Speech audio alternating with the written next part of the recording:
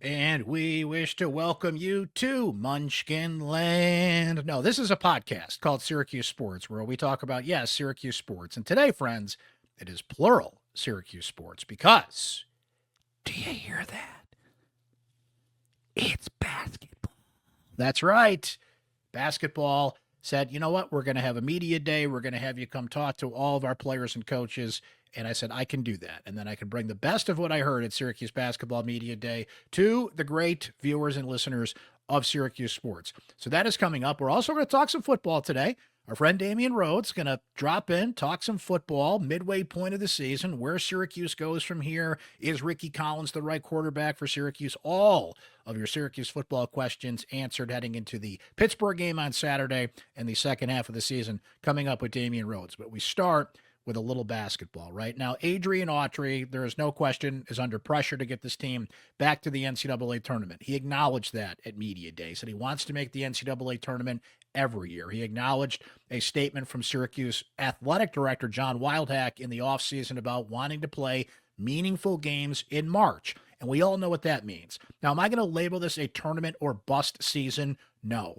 I've got to see what it looks like. If this is a Syracuse team that fights, it scratches, it claws, it's on the bubble, and let's say there's a couple close losses at the end of the year that keeps them out of the tournament, I don't think this is a bottom line thing. I got to see what kind of team this is. It is certainly a roster good enough to get there.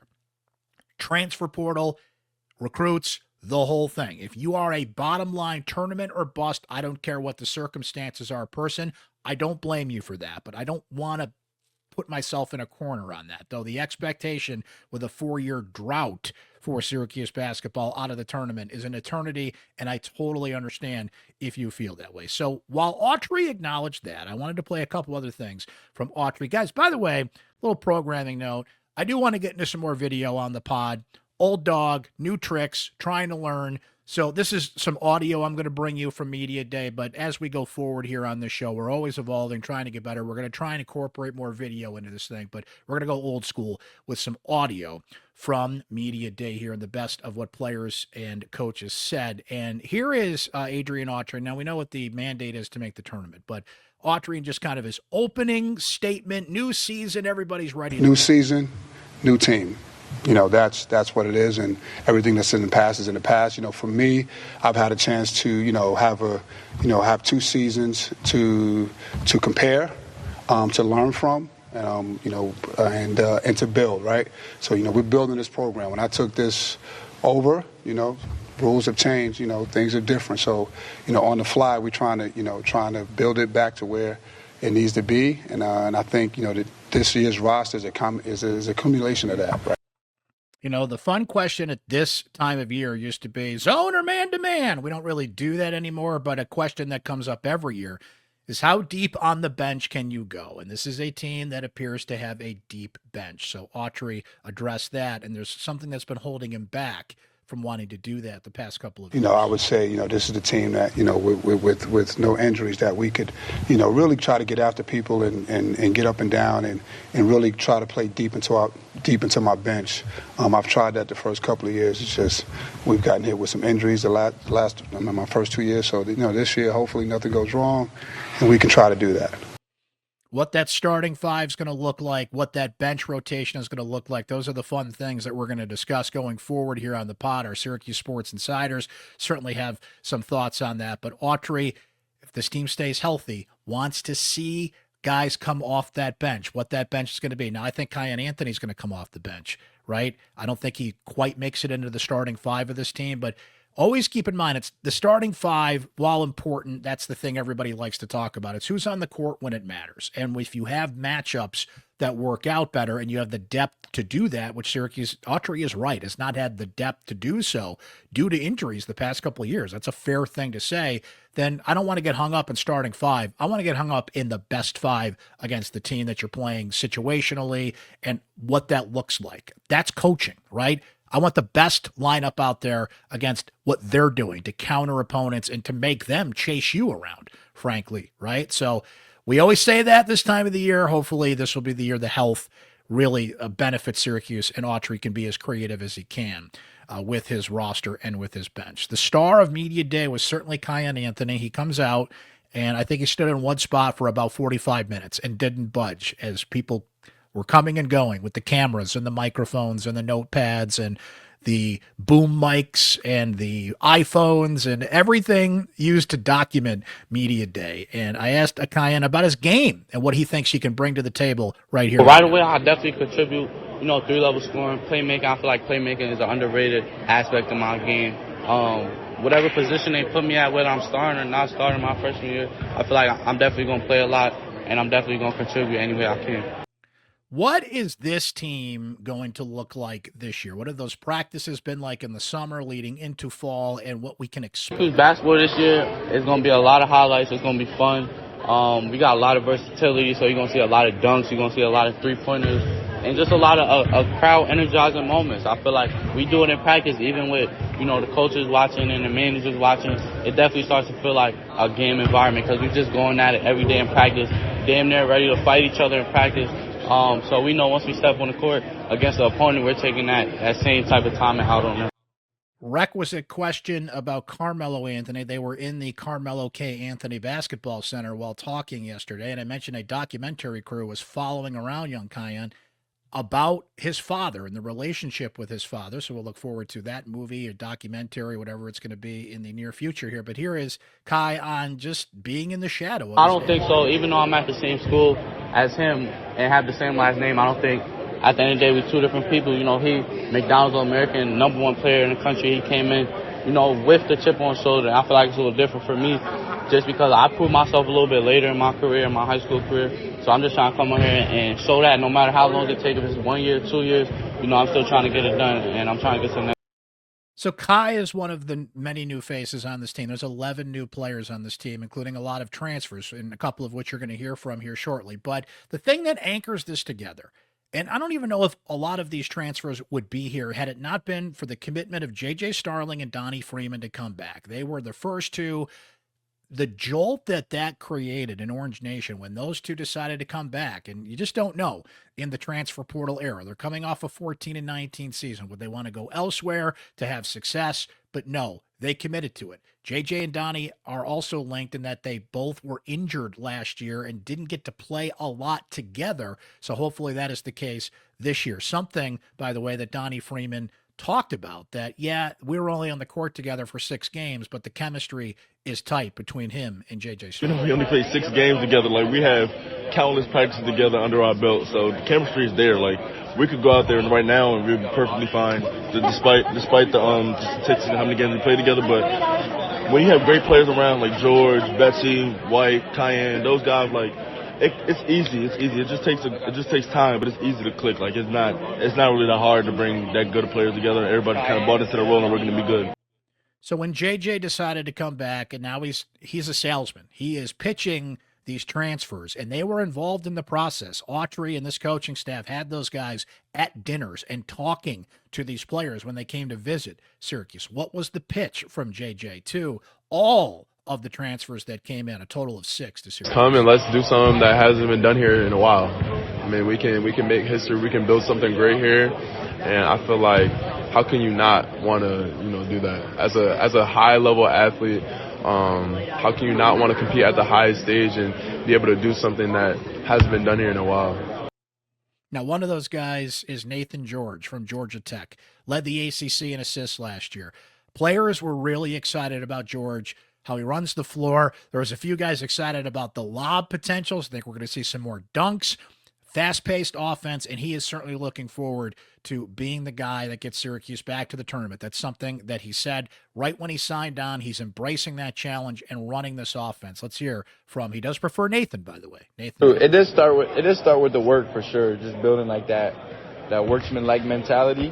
And then off the court, it's kind of easy when Syracuse values, the coaches and the staff, they value just people that care and people that want to win as well. So that kind of makes it easy when everybody cares and wants to win, when I get along with that pretty well and everybody else gets along with that very well. So it's that means everything to us, and that's a main value, then it makes it way easier.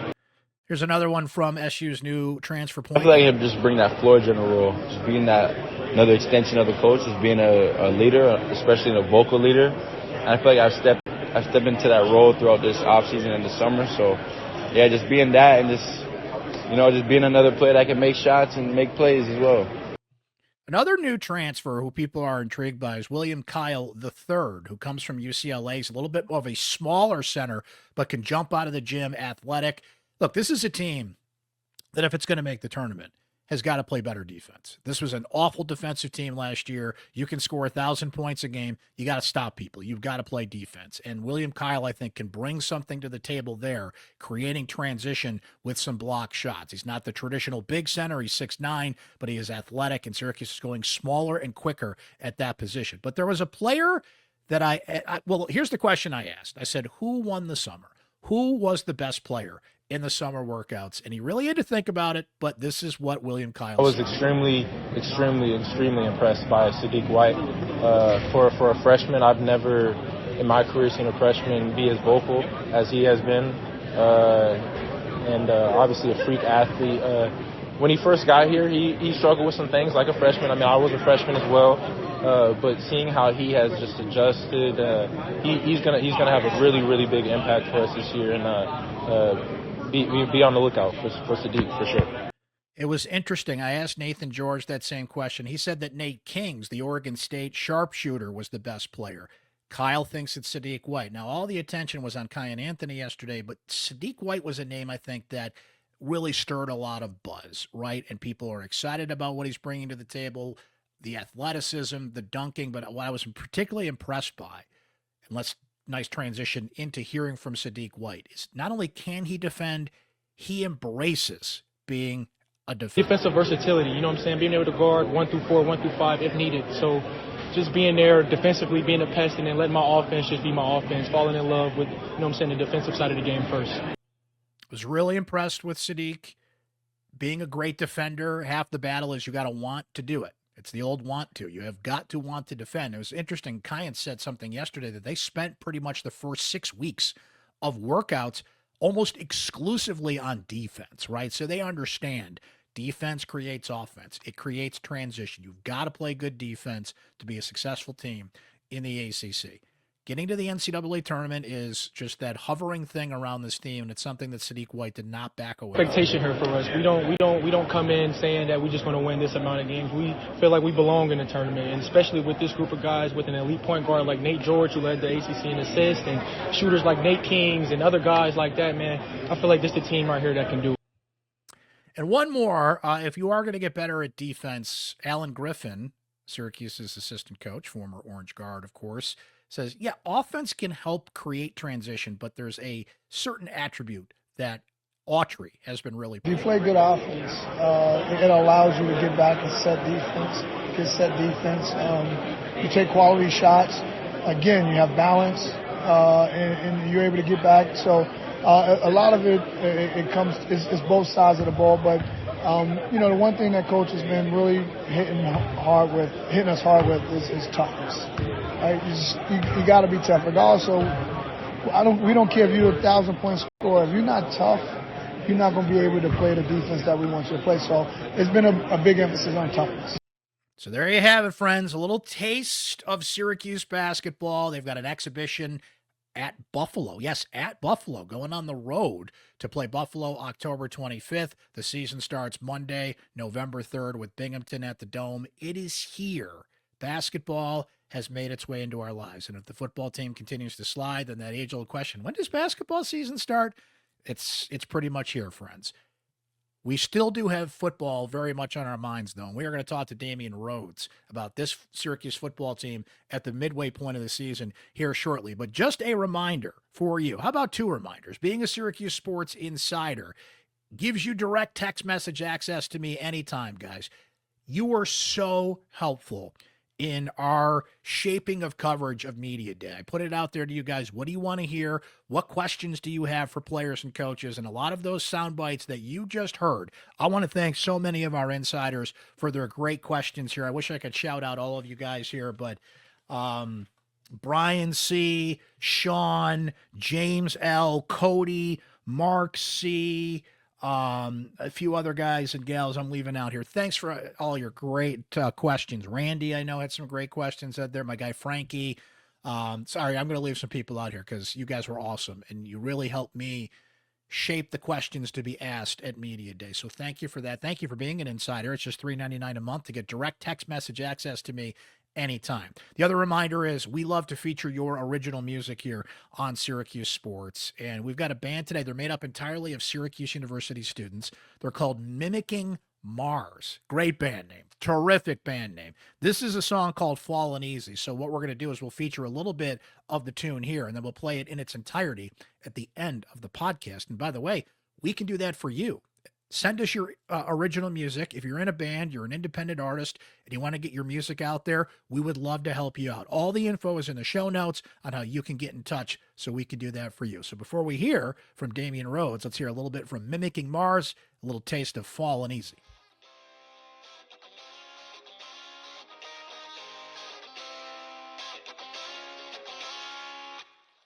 Dyed blonde hair, more earrings than I can count. As I'm sitting on the trolley trying to get the food taste out my mouth.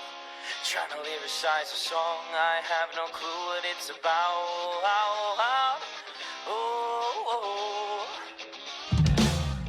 Ears occupied, she listens to Sublime. I'm in her little band, come see us. Cause we play the shits and times. Never practice Santeria, but we cover bad fish fine.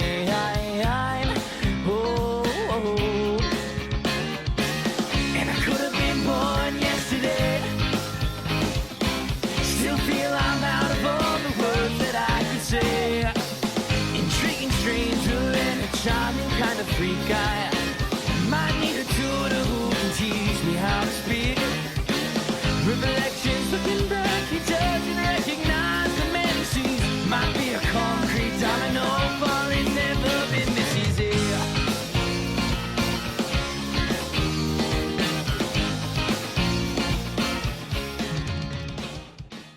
Damien Rhodes reporting live from the JMA Wireless Dome. Ladies and gentlemen, I love it. Look at this guy. He's got his great background going here. He's a pro. He knows how to come on these podcasts. How you doing, man? I'm good, man. I mean, I'm getting better at these. We've done a few, and we followed up like we said at the beginning of the season. We'll do it again in the middle of the year, and we did. So yeah, it's perfect time. Perfect time to bring you back. The people have asked for you. Our Syracuse Sports insiders love it when you come on the show. So I'm like, I do this for the people, Damien. So hey, you're a man of the people. They have spoken, and you are back. And you mentioned it. They are halfway through the season. They are 3-3. Now, you know as well as anybody that sports never go according to plan, right? Football is the sport where this goes awry the most because you have a week in between games and you spend all this time preparing and making plans. And then, as Mike Tyson once famously said, you get punched in the mouth and everything changes. Right. But what I see, Damien, is a very important game this weekend if Syracuse is going to make a bowl game, because I have a hard time envisioning this team going to Georgia Tech, Notre Dame, or Miami and winning. Okay. All the cliches attached to that. You never know what's going to happen on any given Saturday. The safer path is win your home games, and Pitt is the tougher of the 3 remaining home games. But I just want to know what you think about, okay, halfway home, 6 to go, and what this team has to do to get over the hump and get to a bowl game, which seems to be the goal they have to attain at this point. Yeah, I mean, you have to take care of Saturday night, right? Like, it's not an easy game. Pitt's playing good football, very good outing. They put on, at Florida State last week. They looked very good. And, I think the bye kind of came at a good time. Let's settle down because things were kind of getting out of control quickly, following, obviously, the injury to Angeli. So I think now with the bye week, hopefully they had a chance to kind of self-scout and figure out, what does Rickie do really well? Because I think the hard thing is, and, it's so easy to play, Monday morning quarterback from the couch and on X, et cetera, when you're watching the game. But they had one game plan to kind of build offense tailored to what Steve could do. And so now you have a different quarterback coming in who may have different qualities and may understand some concepts better than others. And when you just get thrown in the middle of the season like that, I mean, you come home, you have to play Duke right away and then go to the road to SMU. And not to mention, Duke's a very good football team. Manny Diaz is a phenomenal defense coordinator as a head coach guy. He's a head coach now, but, he came from a great defensive background. So he threw some looks out there on Syracuse that they weren't really prepared for. You mentioned the quarterback situation. Let's dive into that. It's not easy to lace it up in the middle of the year and get going. Now, I will say this. Pitt made a change, and it's working. Yep. Now, how much of that is like, hey, they don't have film of this guy, everybody's playing catch up, but Mason Heichel just looks like a talented guy that outplayed Eli Holstein, and we'll see how that goes. Even Steve Angeli did not hit the ground running, Damien. Correct. There were people in the Connecticut game that were booing him and were calling for Rickie to come in, but man, when he got going, he got going. Yep. So Rickie is put into a situation where you're kind of dropping him in a moving car and saying, keep this thing on the road, right? What do you see, though? What are the things that Rickie can do to get better? And what are the things that are just like, look, he's a young quarterback, and it's just not all going to be there right now? I think there's different facets. I think there's other ways to help him than necessarily just Rickie getting better. I think it's how does the collective help Rickie get better? Like, It's very easy to say, Rickie, you have to do this. You have to do this. Like, well, you just can't just go and do it. So how do you get Rickie started earlier? I think, obviously the run game helps and a couple easy play action. I would like to get them under center a little bit more so it's not as predictable, and it helps the running game, especially off of play action, where we can get them out on a boot better. Can we get some outside zone, some power to Willis and let them see if we can get that run game established. Therefore, you can do a little naked boot off the backside and have a simple identified read with maybe a comeback and a crosser where it's really simple and clean identified reads for Rickie. When I think about someone like a younger quarterback, everybody raves about like Jaden Daniels, but what they don't realize until you do actually a deep film study is Cliff Kingsbury's first year did an unbelievable job at making simple 1-2 read, clean vision, off play action. It wasn't like he was sending 5-7 drops like Tom Brady and going 5-6 through his progression. It was 2 quick reads, and there it is. And you can do those sort of things to simplify, to get him evolved into the game. Plus, it takes the pressure off him feeling like he has to drop back to pass 30 times, which I think they're dropping back too much.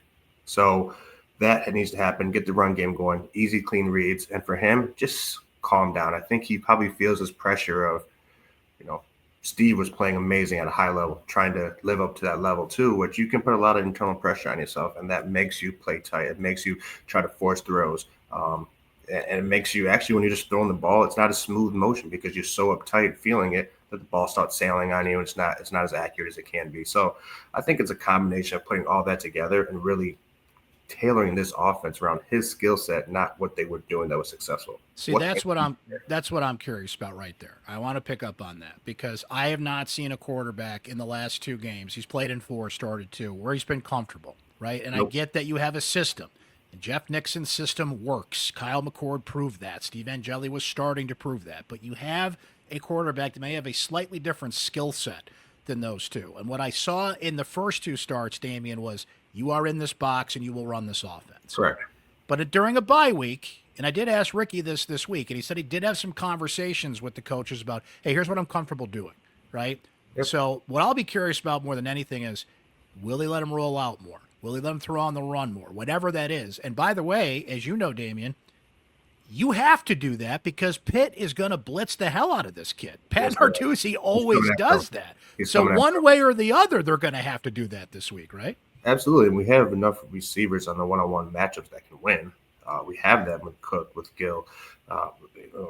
We have the receivers, but it's also, can we hold up a protection the right way? Yeah. Can we make it identify the right way? And if they, you said it right. Like, you can't keep him in this box. His skill set is athletic. Why not have more read options? A good way to stop a blitz, keep an extra guy in, and then all of a sudden run a quarterback power against the blitz and trap somebody and kick them out. We used to do that all the time at Delio. You know where a blitz is coming from? You can identify it. They can only hide it so many ways. You run at the blitz and you kick them out the right way, and then they have a gap there because nobody's there. So don't be afraid to go at it, and don't sit back passive waiting for the blitz like, okay, what are we going to do? So I would hope they spent that bye week doing a good portion of just seeing what does Rickie do well. Because even with Steve, I look back at the Connecticut game, for example. When I'm sitting there watching that game, we saw each other at the game. That middle of the field was wide open the whole game. It was. The middle of the field, the deep ball. And I think I sent you a text about it, like, it's wide open right there. The guy's telling you what the coverage is when he would come down.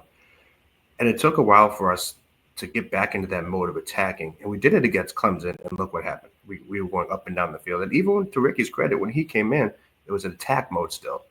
Then I feel like the Duke and SMU game they didn't look like an SU offense at all. I don't really know what it was. And hopefully this bye week was a good time to sit down and kind of, all right, Rickie does that well at this. Our run game, we need to get better at this. we have receivers that can win outside one-on-one. How do we take advantage of that? You know, you're going to get a lot of cover zero this weekend. You're going to get a lot of it. How do we take advantage of that? We did see each other at that game, and for the record, you did not sneak me any of that sweet caviar and champagne that they have over in Wild Hack's box there. So I remember these things, Damien. I'll remember that for next time. I'm having my dome dogs over there in the press box. Let's go to your neck of the woods, okay?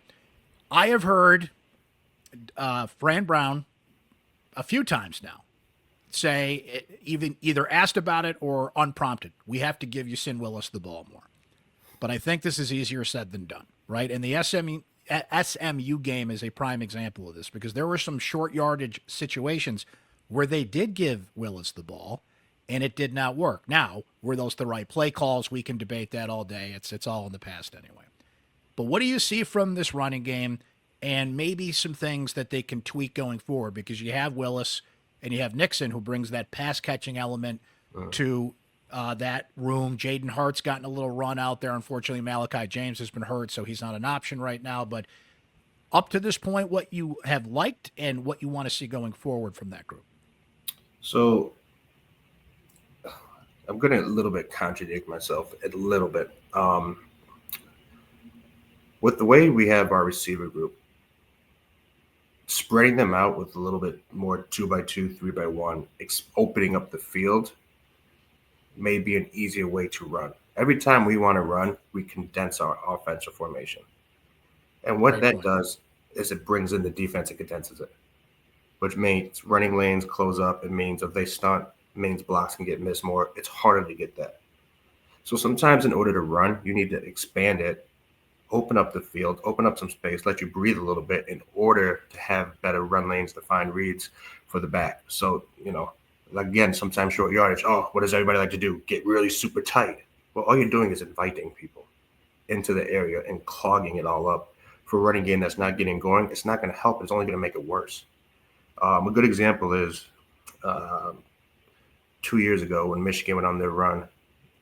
Yes, they were one of the best running teams. But you know where they ran their formations out of? 2-3 receivers spread out, maybe one tight end, and they were getting the field that way. Open up the space in the field. If you keep bringing people in and condense. And, you know, and again, the other way to help Rickie, sometimes you want to make good passing, you condense it, because now it's harder for DBs and safeties to cover. When you start running crossing routes, it opens up things more for the receivers because there's so much traffic. So you almost have to do the opposite when you want to get something going. You want to run the ball, you have to spread it out sometimes. They get more space to make it cleaner for the offensive line and the running back. When you want to pass it, condense it, and it makes the coverage one. They have to identify coverage immediately because you can't hide anything because everybody's right there. Two, if you're playing any kind of man, you can get picked running crosses. So it makes it easier for Rickie and the receivers to play. So from the running game standpoint, yes, it's not easy just to say, we want to run the ball more. Here's 30 run plays in a row. It doesn't work that way. Right. But you have to do things creatively to make things open up more instead of congested. Because, again, sometimes short yardage, yes, there's times when you want to be able to say, put the big boys out there, go get it. Like, you should never be afraid to go get a yard and a heavy personnel. But on early down situations for a second down, you don't need to be heavy personnel and stack the box and have double tight ends and make everything super condensed. All you're doing is clogging up the space. And SMU really picked up on that in that game specifically. So I think maybe over the bye week, that's something they identified as well. And Nixon is the running back coach as well. So hopefully those adjustments will be made. Now, let me ask you a technical question. Have you noticed at times, and I think Yasin Willis is going to be fine. I think he's a great running back, and who am I to, like, offer advice? But I think there's times he's too upright.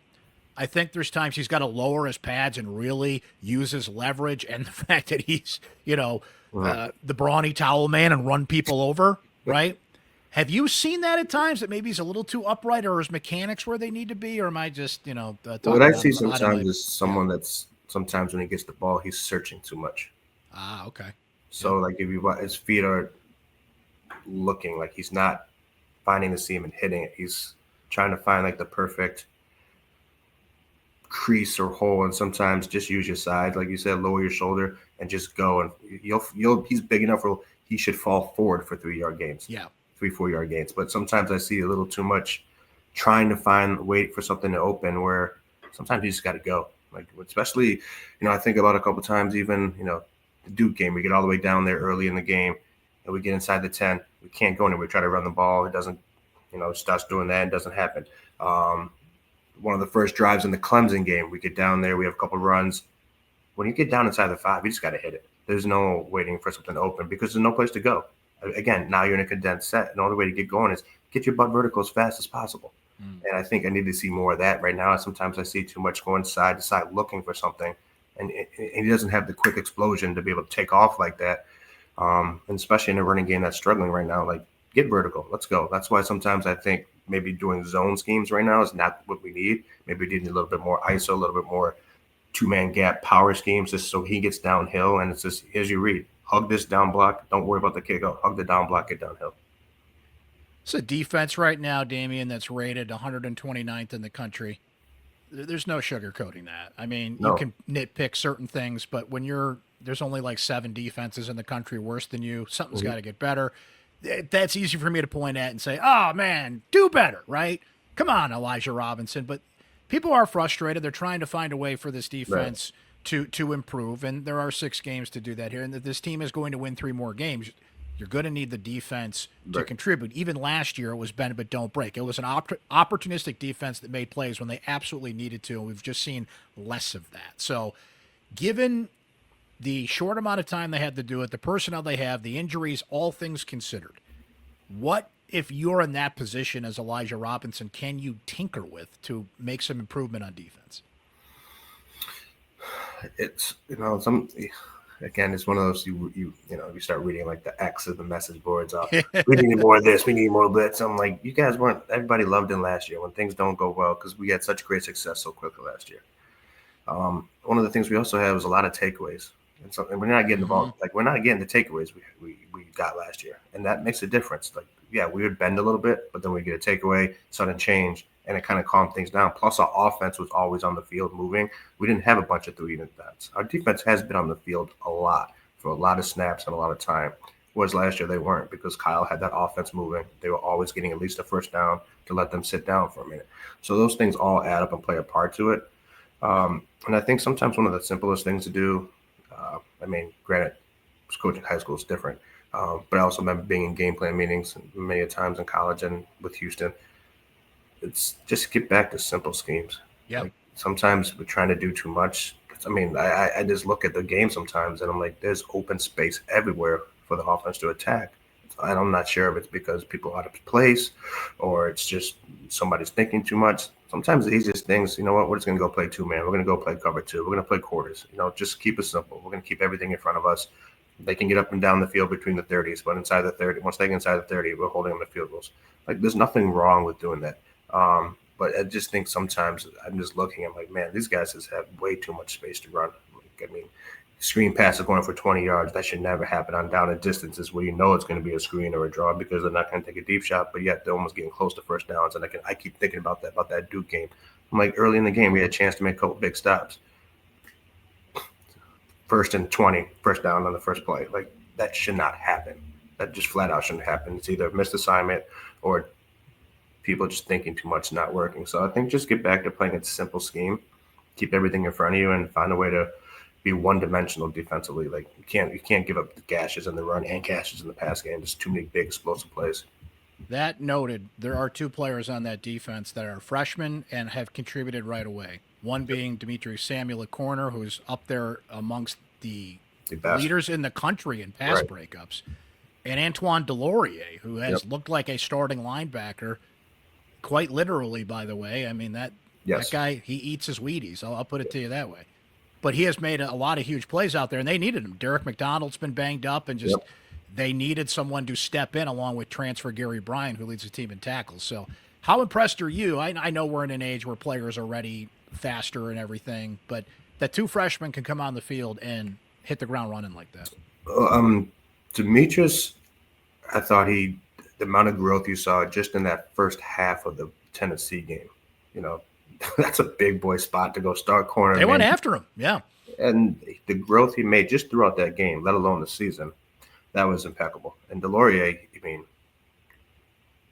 for a freshman to come in and be a linebacker, it's easier to be a corner. You're more on the perimeter. You don't have to worry. If you can run and you have a technique, you'll be all right. But linebacker, you have to muck it up a little bit. And he's thick and strong, and he's making plays, man. it's. I mean, I don't know if I've seen a freshman built like that come in like that. No way. That's something else. But one of the things we talked about, I remember in the beginning of the season, is what's our depth going to be like, and that's where we're still needing to build, and that's where it's hard being a second year in this Fran program. Is do you have the depth? We don't have the depth right now. We need those starters back and healthy. One last thing for you, Damien. This is where the old guys reminisce a little bit here. Syracuse doesn't have a true rival right now, and I think that's unfortunate. But Pitt's about as close to it as you come. Boston College, I think Boston College is like, they're down the thruway. I don't consider them really a rival per se, but there's history, and there's history with Pitt, and that's a whole different podcast in and of itself. But What are some of your memories that stand out in playing Pittsburgh? And just when I say that, kind of, what bubbles inside you? I remember freshman year, they were just freaking good. Fitzgerald, and they were just good, man. Rod Patterson playing quarterback, and they came to the Dome, and they were one of the most physical teams I played as that year. Sophomore year, didn't get to go against them. Broken ankle, I was out. Junior year, double OT. I'll never forget that game. We wore the all orange. Being able to go in there and, being blessed enough to be able to go score a winner and score again in the game, have a couple touchdowns, and put that thing to bed and win double overtime in the Dome. And, that was something that was a really, really fun one. That was a good one. People ask me about like that one of the Virginia Tech one, which one do I like better? And I think they're, I think they're two different ones for two different reasons. And then going to Pitt my senior year was really, really strange because Coach Walker, who was my running back coach for the first 2 years, was now the running back coach at Pitt. That's right. So going down to what's now Acrisure, but when it was Heinz Field, and I remember seeing him before the game, and it was just, it stung because I loved Coach Walker. He was part of the reason why I went to Syracuse, and to have him be in the other colors, especially like Pitt, that one really, really sucked, especially in a rainy, muddy game. And it's just like, man, miss that guy. So when it comes to rivalries with Pitt, I was fortunate to have a couple good games. One, we got blown out, but I don't really like them. Don't like them. And frankly, like BC is like, didn't like BC, and especially because I almost really went there. I mean, it was in my top four. That's right. It was in my top four. And I still have a good friend that went there, won a couple Super Bowls in the NFL afterwards, and we still talk. But now going to BC and being BC is always fun. Well, the latest chapter in Syracuse-Pittsburgh Saturday is we agree, and most would agree. This is you put that in whatever label you want to put on it, must win, or Syracuse needs this one if they're going to keep a path towards a bowl game going here in the second half of the season. We will do this again. You're welcome anytime. You just text me and say, I'm coming on the pod, and it's going to happen. You should hop on the post-game show, too, by the way. We do those live post-game shows after games. Let's play one of those. Man, you just let me know. You got an open invite anytime. I appreciate But thanks for your time and perspective today, my friend. We'll catch up soon. And next time you're in that box, you bring me some caviar, okay?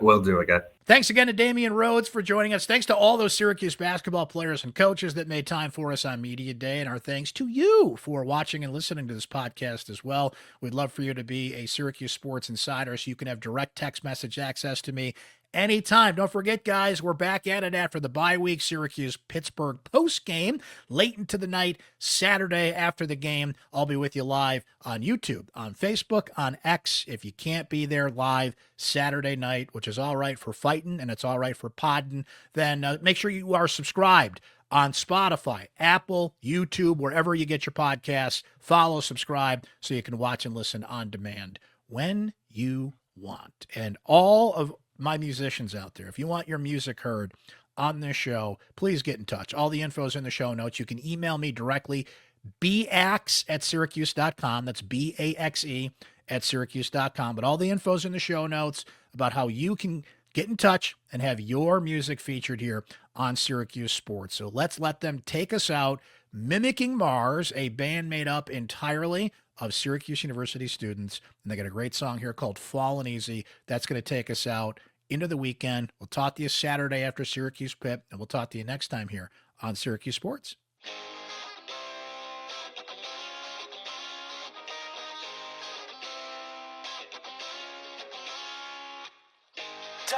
blonde hair, more earrings than I can count.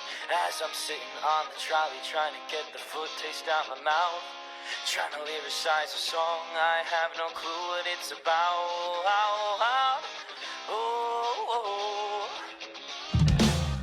Ears occupied, she listens to Sublime. I'm in her little band, come see us, cause we play the shits and times. Never practice Santeria, but we cover bad fish fine.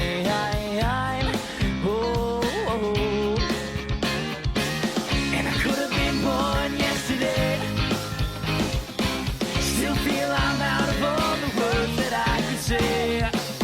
Intriguing stranger and a charming kind of freak. I might need a tutor who can teach me how to speak. Reflections looking back, he doesn't recognize the man he sees. Might be a concrete domino, falling never been this easy.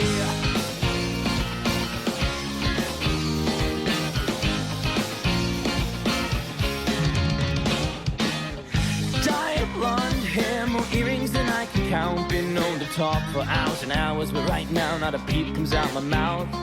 I could write you 50 songs, never know you're what they're about.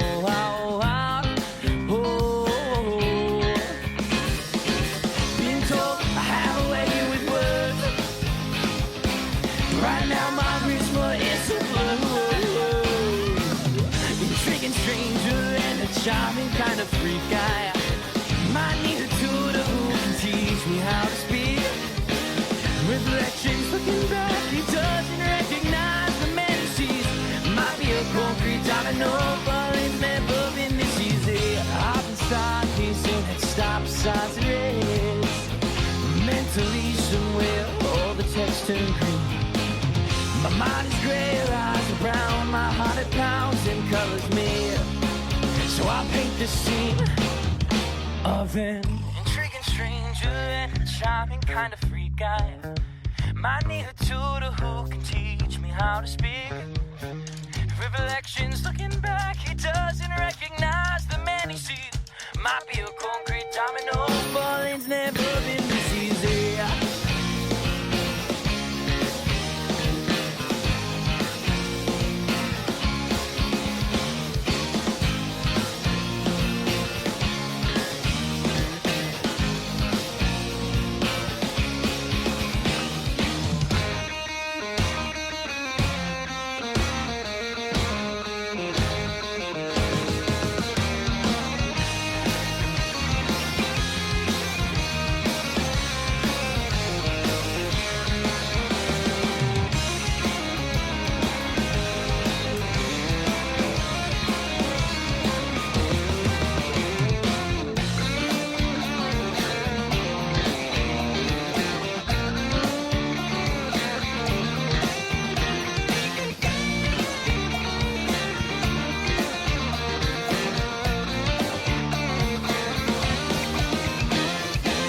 Intriguing stranger and a charming kind of freak. I